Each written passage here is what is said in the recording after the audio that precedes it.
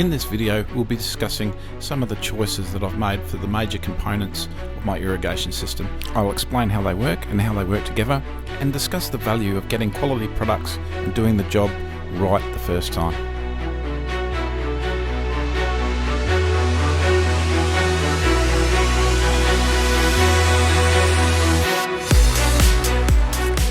G'day Lawnies, how's it going? Well, before we get into the main part of the video, I just wanted to say thank you to all the latest subscribers and of course to everybody that has subscribed to the page. In the last week we've had nearly 400 people subscribe to this page, which is absolutely amazing considering it's the middle of winter. So thank you very much, and if you're new to this channel, hit subscribe, hit the bell notification and you'll get notified of our latest video. Thanks for the support again.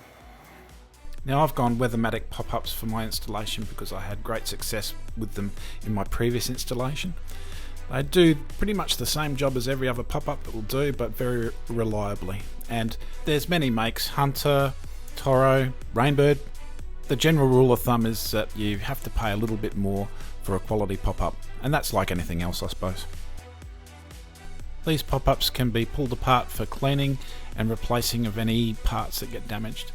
But I've never had a failure with them, and they're a quality product, and if you're looking for Weathermatic pop-ups, they're only available from Reece Irrigation Stores. They come with a flush cap to flush out your system before installing your sprinkler heads, which will just screw on. Now, there's many types as you can imagine, but I've gone with Hunter MP Rotators simply because they are well made, reliable, and offer a fantastic spray pattern which is not affected by wind. These come pre-installed with a filter basket so your sprinkler doesn't get clogged up with dirt. One feature you may or may not like is that you need a tool to adjust them, and look, it's not a deal breaker. It does annoy me a little bit, but it definitely makes sure that you get a good result when you are adjusting. And when you've adjusted the sprinklers, I find that it's pretty much set and forget. You don't really have to do them again or often. Use this line to line up your sprinklers with your poly pipe. However, it's not a different colour, so it's very hard to see, especially in full sunlight, and it's a feature which I wish they would just do a slightly different colour, just so it shows up easily. Now, razor kits attach your poly pipe to your sprinkler head.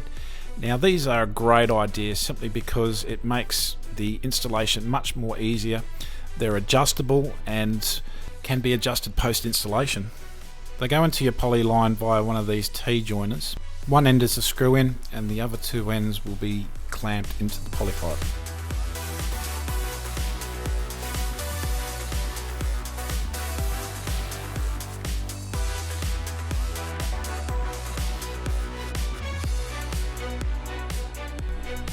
Once you've got your razor kit into your poly pipe, the other end is just for your pop-up, and you just screw that on, nice and simple.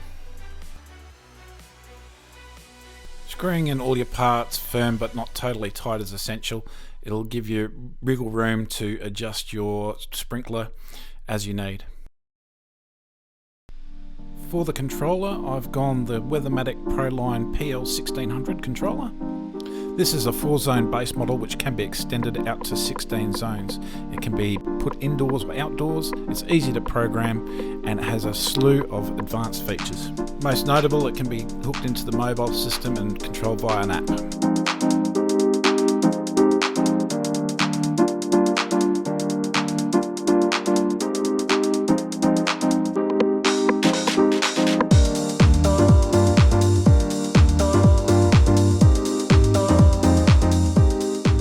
The faceplate has nice and easy controls to use. Behind it is access to your wiring, and a great feature is that the control area pops out and you can take that to a Reece store if you need a hand with your programming.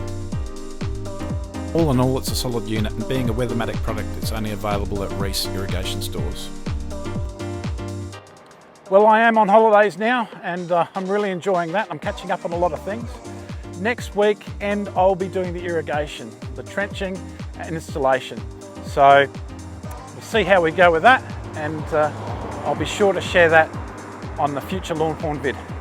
Get your lawn on, everybody. Thanks for the support. See you later.